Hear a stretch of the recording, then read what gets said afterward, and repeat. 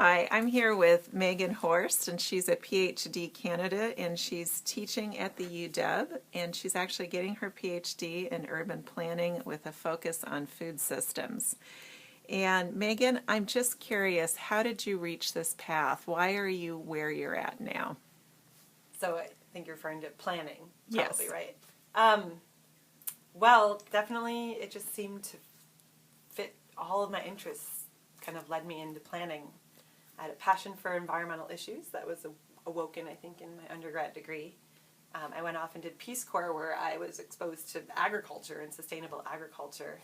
I'd always been sort of into healthy eating and that implication for our lives. So I think, and then kind of got exposed to city planning and sustainable cities along the way, probably through a lot of my travels, I guess, around the world, Europe, Central America, and the U.S. And I guess planning to me was a place and a discipline and a profession within which I could look at all those issues, and it was very action-oriented, which I like. I'm a kind of action-oriented person, so I sort of like this hands-on approach to trying to create the more sustainable cities of the future. And then I took the academic route because I love teaching, really, and being involved in sort of new cutting-edge research. So I guess that's sort of where I picked. And I will say that food is kind of new to planning, at least in the modern sense. Planners didn't really pay much attention to food throughout the late 1900s. It wasn't even in most planning journals or texts. No mention of food other than, oh my dog's jumping at me, other than agricultural land preservation.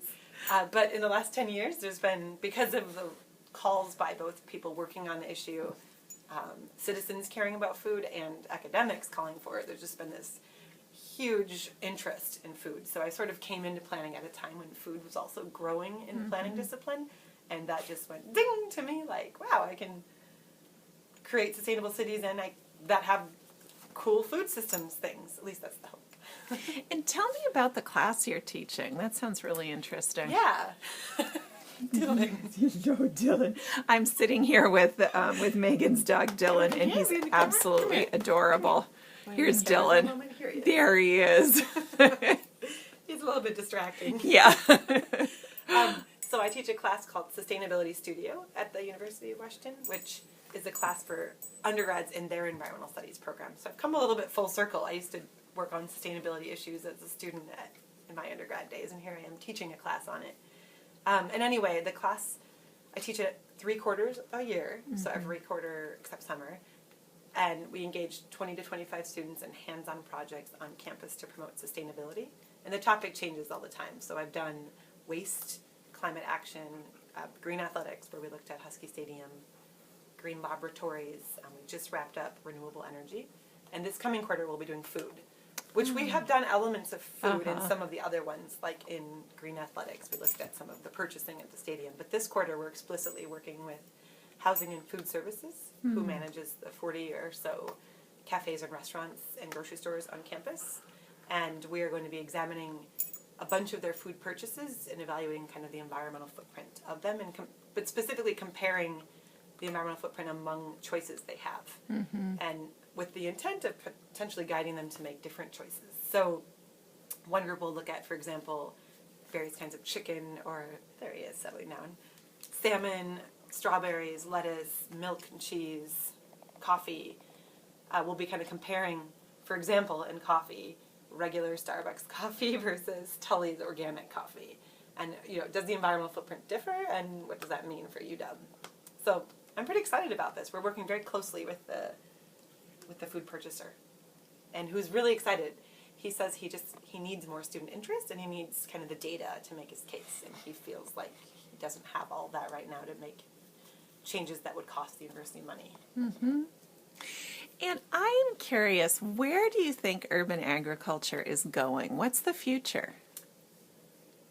I think it's just at the beginning, really. If you look to other countries like Cuba, they of course have had a long history with urban agriculture and grow, a pretty significant amount of the food that they eat in Havana, within the boundaries, are really close by to Havana.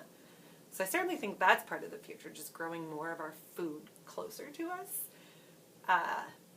Whether that's actually in urban areas or on the fringes. So really shifting from the current really global system to a more localized system, still with maybe trading communities with other countries and places of the world that grow things better than local areas. So I think there's just huge potential for growth. There's not a lot of great research, but I think most of the data shows that less than 5% of food in our area comes from the area, even though we're in a really rich agricultural region. But the patterns of systems aren't set up for those sorts of purchasing. So other than farmers markets and CSAs, it's kind of hard to buy local food here. But I see that changing dramatically in the next 50 years. And then in terms of urban agriculture, I think we're just starting to see people like me with backyard gardens and community gardens. I think we're just going to see that continuing to explode. And the way I think it will really explode more is when people are doing it for profit. When they can sell at bigger scales to schools, restaurants, grocery stores. And you're starting to see some of that happening. I think that's really cool. And I also think there's huge opportunity for it to move beyond your traditional garden beds to more permaculture type growing. So fruit trees and bushes and aquaponics and sorts of things that aren't your typical rows of broccoli, but that really can kind of transform the urban environment. And what do you think about the new Seattle policy of leasing out city land so that people can grow more food? I think it's great. Yeah. I mean, I'm pretty in favor of most policies that make it flexible and easy for people to experiment with growing food. There's usually some reluctance on maybe other people who have different values part, but I think it's pretty great. I think it's worth studying and pursuing and watching how that unfolds and making sure it's meeting the goals of the city and the public at large, I think. But I think it's pretty great. What are you most excited about right now? Is there a project or is there a new innovation or what really excites you? Good question. So I'm kind of on the wonky side right now, being a PhD researcher. I'm working on an article this week about looking at all the policies in the 60 plus comprehensive plans in the region and whether or not they address food in any significant way. That's what I'm working on. I don't know if that's what excites me the most. I think there's huge growth in the area of policy, local policy around supporting food. That we see Seattle and King County are doing a lot in policy-wise to support urban agriculture, to support equitable access and land use access.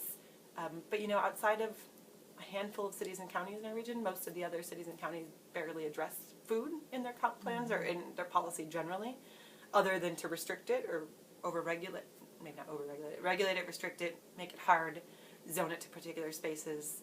So there's huge potential for helping policymakers and planners think about that differently. So that's kind of the wonky side. But I think on the ground, I'm excited to see more people getting into it, like various communities from diverse backgrounds, really young people and old, and I just the huge growth. And I'm excited for all the kind of unique entrepreneurial approaches that you see just kind of blossoming everywhere. Like, there's people who will they'll do a co-op and farm 10 backyards, and that way they'll have enough produce to actually run a real CSA off of over one backyard, which wouldn't be enough. Or there are all these microbreweries popping up, and so now there's this new demand for growing hops here in the Seattle area, and so now you might see backyard hop growers or suburban hop growers. They have a little more space to do that. And you see the resurgence of wheat out on the islands because there's a demand locally for locally grown wheat, and wheat actually can grow really well here. So I think I'm excited just by the huge kind of endless seeming opportunity abundance and involving different people. And the other big thing is that it just connects all the important things in our life, all the health problems and equity problems. And I don't know if changing some of our food system can solve all of that, but it certainly starts addressing at least some of the big issues. Well, Megan, thank you so much. And it'll be interesting to see what you do next. Thank you.